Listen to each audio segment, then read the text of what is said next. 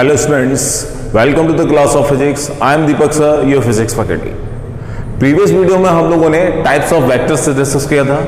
आज हम उन्हीं टाइप्स ऑफ वेक्टर्स से रिलेटेड कुछ इंपॉर्टेंट पॉइंट डिस्कस करने वाले हैं। ठीक है,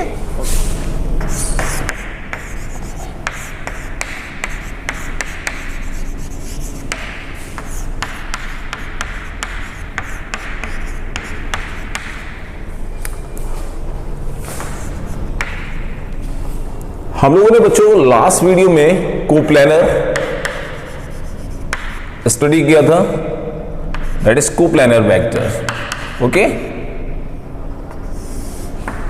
it's like this x, y and z। ठीक है, तो यहां पर हम लोगों ने प्लेन को इंडिकेट किया, that is X Y plane, Y Z plane and Z X plane. ठीक है, ये कंसीडर कर लिया हम लोगों ने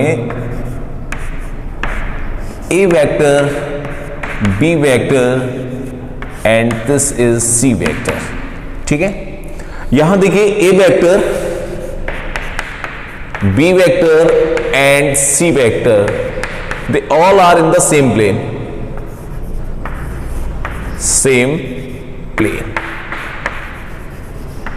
ठीक है, तो इन वेक्टर्स को क्या कहेंगे हम लोग? These are coplanar vectors.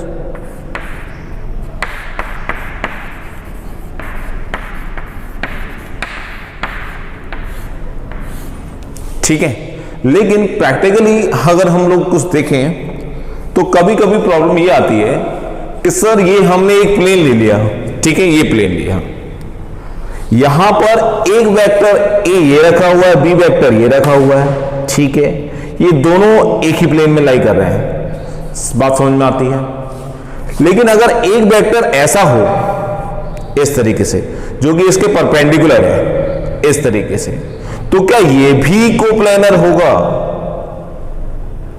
ठीक है, तो यहां पर कुछ ना कुछ अनसर्टेनिटी, डाउट आ गया कि क्या ये वाला कोप्लैनर होगा या नहीं होगा। तो बच्चों याद रखिएगा, ये कोप्लैनर नहीं होगा। ठीक है, क्यों?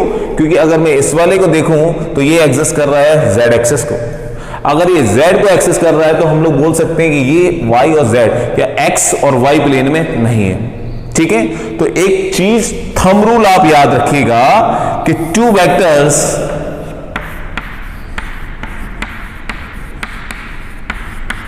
Are always coplanar. दो वेक्टर हमेशा क्या हो, कोप्लैनर होंगे, लेकिन तीसरा डाउटफुल है, हो भी सकता है और नहीं भी हो सकता है। यहां देखिएगा तीनों कोप्लैनर हैं, अगर मैं इसको ऐसे ले लूं, ऐसे ले लूं, सारे के सारे कैसे हैं? कोप्लैनर वेक्टर हैं। ठीक है, यहां पर मैग्नीट्यूड और डायरेक्शन डज नॉट मैटर नहीं करती, लेकिन दिक्कत ये है अगर मैं इसको एक्सपेरिमेंटली सोचूं और तीसरा अगर इस तरीके से हो गया तो ये कोप्लैनर नहीं है। ठीक है, तो इस चीज को आप लोग याद रखिएगा, this is very important. Two vectors are always coplanar. ठीक है, फर्स्ट वन। नेक्स्ट पॉइंट समझिए बच्चों, कोटर्मिनस या कॉन्करेंट वेक्टर।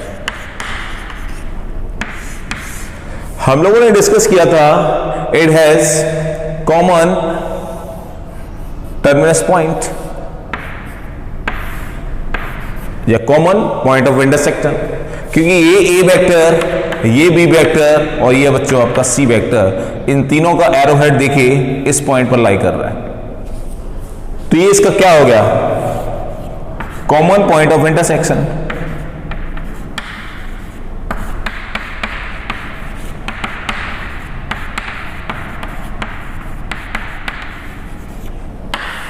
क्लियर? लेकिन अगर मैं एक तीसरा वेक्टर रिप्रेजेंट करूं ये इस तरीके से, तो मैंने लास्ट वीडियो में बताया था आपको कि आने वाला वेक्टर और जाने वाला वेक्टर डेफिनेटली इसी पॉइंट से जा रहा है, तो ये तो इंटरसेक्ट नहीं कर रहा है इसको मैं अगर नाम दे दूं डी वेक्टर, ये तो इसको इंटरसेक्ट नहीं कर रहा, तो क्या ये कॉन्करेंट नहीं होगा? ऑब्वियसली ये भी कॉन्करेंट होगा। ठीक है, तो इसका थंब रूल आप याद रखिएगा कि ये ऐसा कतई जरूरी नहीं है कि सारे वेक्टर एक ही पॉइंट पर इंटरसेक्ट करें। ठीक है, ऐसा इसमें बिल्कुल भी जरूरी नहीं है। ठीक है, ऐसा बिल्कुल नेसेसरी नहीं है। ठीक है, इस पॉइंट को आप लोग याद रखिएगा। ठीक है, it is not necessary to all the vectors lies at the same point और the same intersecting point. Clear? तो इस पॉइंट को भी आप याद रखिएगा। ठीक है, नेक्स्ट है बच्चों the third one, collinear vector.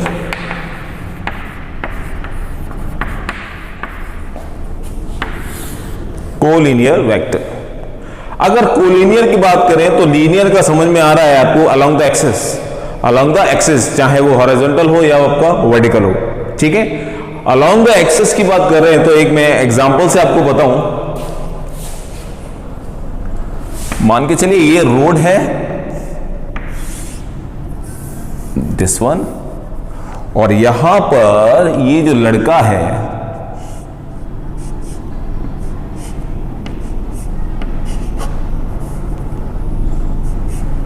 इस डायरेक्शन में भाग रहा है। ठीक है, इसको नाम दिया ए, और एक और लड़का सेम डायरेक्शन में भाग रहा है, इसको नाम दिया बी। एक तीसरा भी इसी डायरेक्शन को फॉलो कर रहा है बच्चों, ए बी एंड सी, और ये हमारा पॉइंट है ओ, जहां से हम लोग ऑब्जर्व कर रहे हैं इसको। इस पॉइंट से आप ऑब्जर्व कर रहे हो इनको, तो आपको क्या लगेगा, ए बी और सी तीनों एक ही डायरेक्शन में जा रहे हैं। क्लियर हो गया?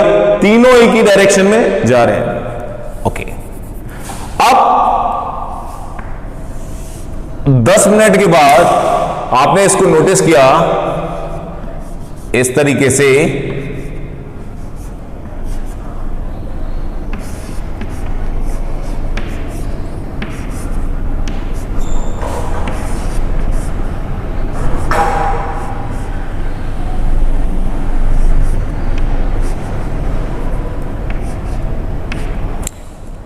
ए बी सी, ए और बी तो इसी डायरेक्शन में जा रहे हैं, लेकिन सी इस डायरेक्शन में जा रहे हैं, जस्ट ऑपोजिट डायरेक्शन में।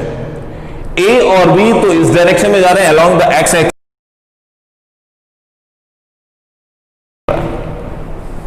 ठीक है, तो इसका मतलब A B C in this diagram collinear, और ये कोलिनियर नहीं है, that is non collinear.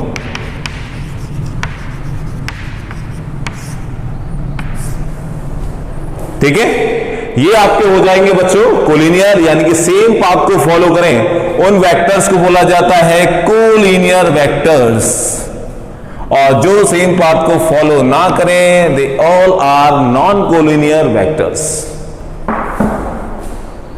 Clear हो गया? ये होता है बच्चों आपका कोलिनियर वेक्टर। देखें जरा, ओके, नेक्स्ट देखो,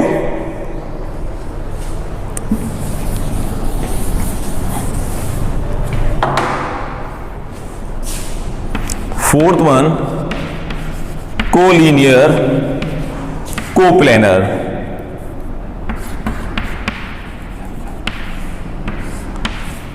अब इस पॉइंट को समझ गए होंगे बच्चों आप लोग, कोलिनियर का और कोप्लेनर का मतलब,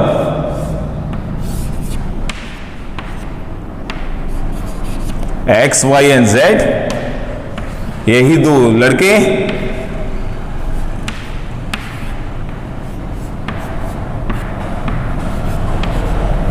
एक प्लेन के अंदर एक पाथ को फॉलो कर रहे हैं, तो ये क्या हो जाएंगे, कोप्लेनर भी होंगे और कोलिनियर भी होंगे। ठीक है, इसको नाम देते ए वेक्टर, ये नाम देते बी वेक्टर। तो देखें जरा, ए वेक्टर और बी वेक्टर दोनों ही कैसे हैं, कोप्लेनर। ठीक है, और ये देखिएगा एक्स एक्सिस को फॉलो कर रहे हैं, तो ये बच्चों क्या हो गया, कोलिनियर। ठीक है, तो इनको कहा जाएगा collinear coplanar, collinear coplanar vector. ठीक है, अब नॉन कोलिनियर नॉन कोप्लानर आप समझ जाएंगे, इसका जस्ट अपोजिट वो क्या हो जाएगा, नॉन कोलिनियर नॉन कोप्लानर। ठीक है, नेक्स्ट देखो कोप्लानर कॉन्करेंट। कोप्लानर का मतलब बच्चों सेम पॉइंट या सेम प्लेन, और कॉन्करेंट का मतलब common point of intersection, point of intersection. ठीक है, ऐसी कंडीशंस को हम लोग डिफाइन करते हैं with the help of coplanar concurrent. तो ये आता है बच्चों कोप्लानर कॉन्करेंट में। ठीक है, दिस वन। तो ये कुछ इंपॉर्टेंट पॉइंट थे, दैट्स 1 2 3 4 एंड दिस इज 5। आप इसको अच्छे से याद रखिए। ठीक है, दिस वन क्लियर हो गया भाई, सबके समझ में आ गया। This is the condition of coplanar concurrent vector. ठीक है, अब हम लोग बात करते हैं बच्चों unit vector and null vector. So what is unit vector and what is null vector? ठीक है, आइए देखते हैं।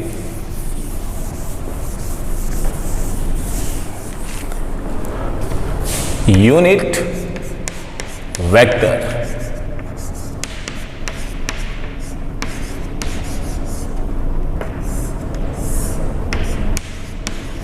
सबसे पहले हम लोग बात कर लें बच्चों यहां यूनिट का मतलब क्या होता है।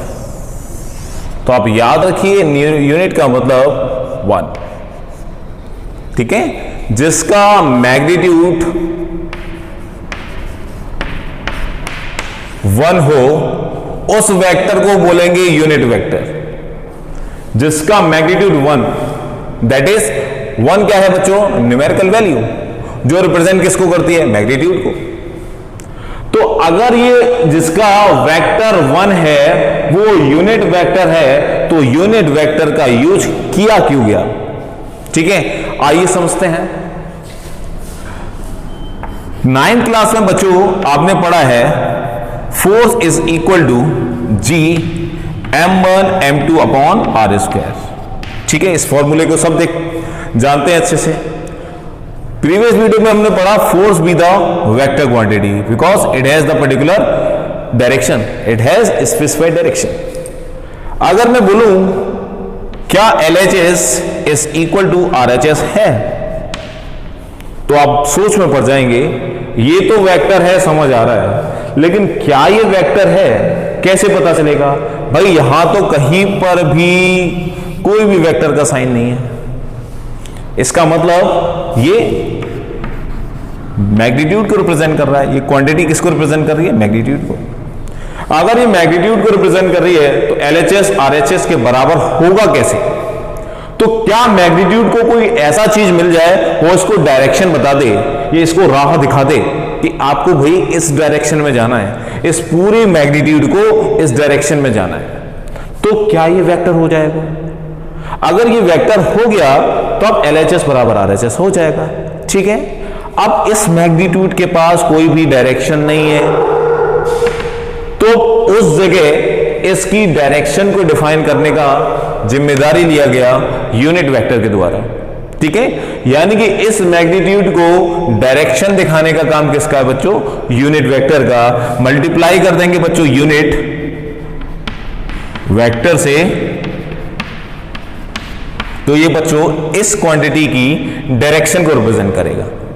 ठीक है, अब बार बार यूनिट वेक्टर लिखें या इसका कोई सिंबल होगा? ऑब्वियसली इसका कोई सिंबल होगा। मान के चलिए अगर मैं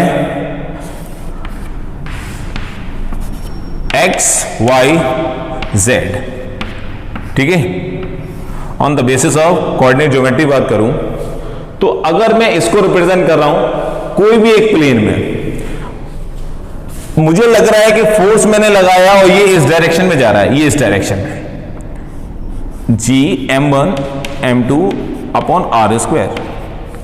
तो बच्चों अलोंग द एक्स डायरेक्शन अगर ये जा रहा है तो हमें कैसे पता चलेगा ये अलोंग द एक्स एक्सिस जा रहा है? क्योंकि ये तो मैग्नीट्यूड है उसका काम कौन करेगा? Unit vector. यानी कि अगर ये एक्स एक्सिस जा रहा है तो हम लोग क्या लगा देंगे? आई कैप। क्या लगा देंगे? आई कैप। तो मुझे पता चल जाएगा ये जो क्वांटिटी है वो अलोंग द आई है, वो अलोंग द एक्स एक्सिस जा रहा है। तो आई किसको रिप्रेजेंट कर रहा है? डायरेक्शन ऑफ एक्स को, एक्स की डायरेक्शन को रिप्रेजेंट कर रहा है। ठीक है, वैसे ही अगर मैं वाई की बात करूं तो कोई अगर वाई की तरफ दौड़ रहा है तो इसको रिप्रेजेंट करेंगे बच्चों जे कैप से, और जेड को रिप्रेजेंट करेंगे के कैप से। ठीक है, तो I J and K with the unit vector of X Y and Z axis. ठीक है, अगर आपको एक्स के अलोंग जाना है तो आई कैप, वाई के along J cap and Z के अलोंग के कैप। ठीक है, अच्छा अगर बोला जाए 3 मीटर पर सेकेंड मुझे जाना है इसकी डायरेक्शन में, एक्स की डायरेक्शन में, तो कैसे लिखेंगे? 3 metre per second I cap. मुझे जाना है 3 metre per second along the Y direction, कैसे लिखेंगे? 3 metre per second along the Y direction, that is J cap. क्यों? क्योंकि हमें ये पता है ये क्वांटिटी n, ये इसकी यूनिट u, तो भाई ये तो मैग्नीट्यूड है। लेकिन हमें ये भी पता है it has the specified direction, तो पूरी क्वांटिटी तो वेक्टर होना है। तो इस वेक्टर को कैसे बनाएंगे? उसके लिए हमने यूनिट वेक्टर का यूज किया, जे कैप। इसी तरीके से इसके लिए, ठीक है, बात आ गई समझ में? तो इस तरीके से हम यूनिट वेक्टर को डिफाइन कर सकते हैं। वो वेक्टर जिसका मैग्नीट्यूड 1 हो उसको क्या बोला जाता है बच्चों? Unit vector. क्लियर हो गया? तो इस तरीके से हम लोग इसको यूज कर लेते हैं। ठीक है, अब बात आती है ये कैप क्या है। तो बच्चों cap with a symbol,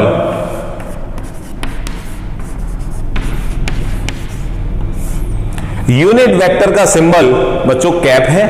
cap से हम लोग डिफाइन करते हैं यूनिट वेक्टर को। ठीक है, देखें जरा इसका formula, A vector is equal to magnitude of A and its unit vector. तभी तो एलएचएस बराबर आरएचएस। क्लियर? तो ए कैप क्या हो जाएगा? Vector upon its magnitude. This is the mathematical treatment. Unit vector को लिखने का तरीका, उसका vector upon its magnitude, this one. Clear? अब इसको ये मॉड में लिखा हुआ है। अब आपको पता है कि मॉड में ए वेक्टर ये मैग्नीट्यूड है, तो इतना तामझाम ना लिख के हम सीधे सीधे ए लिख सकते हैं इसको। ठीक है, तो this is unit vector. Okay, अब कुछ यूनिट वेक्टर की इंपॉर्टेंट चीजें हम लोग देखते हैं। ठीक है,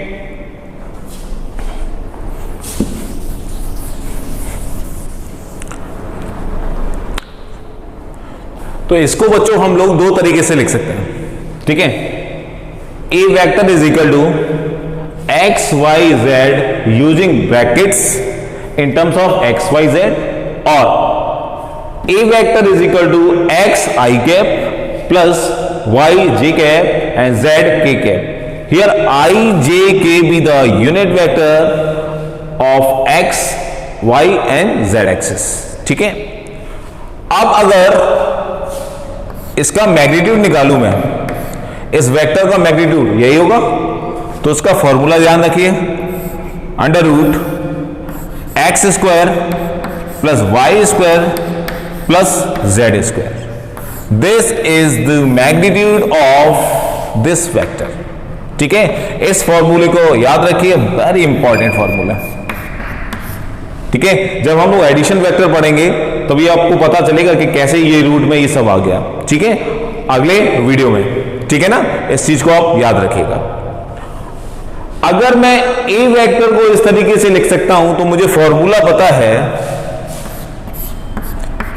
unit vector A vector upon its magnitude. तो इसको कैसे लिख सकता हूं बच्चों? देखो ए वेक्टर की value X I cap plus Y J cap plus Z K cap. इसका मैग्नीट्यूड का formula X square plus Y square plus Z square. ठीक है, दिस वन। अगर मुझे इसको कंपोनेंट्स फैक्टर में लिखना है तो कैसे लिखेंगे, देखें, x upon root X square plus Y square plus Z square into of I cap plus y upon X square plus Y square plus Z square J cap plus Z K cap upon root X square plus Y square plus Z square. ठीक है, in terms of component factor हम लोग इसको इस तरीके से लिख सकते हैं। ठीक है, दिस इज द रूल।